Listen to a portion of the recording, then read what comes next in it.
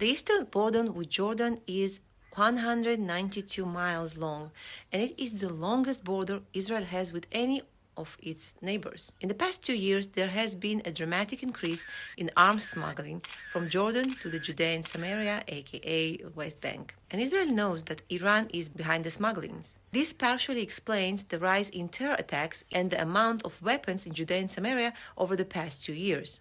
We also know that Iran-backed forces have tried to infiltrate Jordan from both Iraq and Syria, probably to infiltrate into Israel.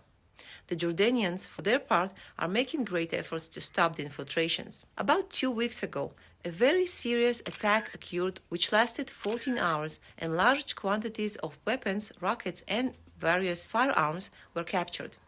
Israel and Jordan have maintained security coordination for years, and the coordination is still maintained and even increased since the war to jointly combat these developments. But things are getting out of hand, and our peaceful border slowly shifting to a hotter border over time.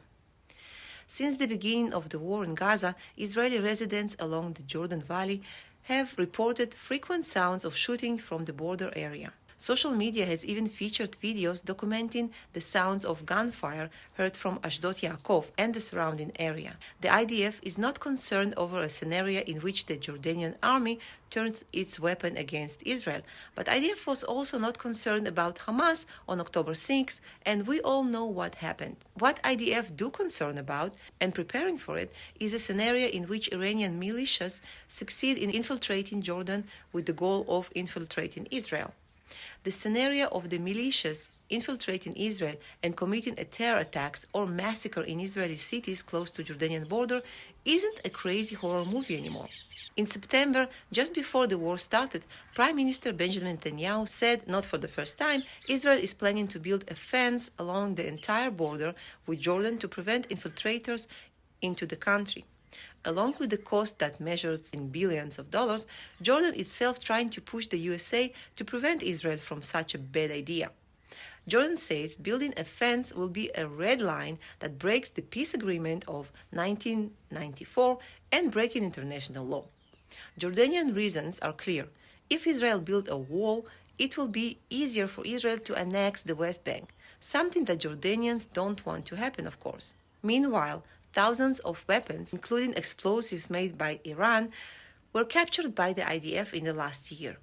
The smugglers operating alongside the border from Arava in the Negev desert to the Jordanian-Syrian triangle in the north. Following the increased number of weapon smuggling, Israel doubled IDF forces on Jordanian border and preparing for all scenarios. Also, a special request from IDF senior officials will be issued to the War Cabinet, asking to build a fence on the Jordanian border, as well as watchtowers and more, to prevent the infiltrators from crossing. Jordan will push Biden to prevent Israel from building the ground obstacle.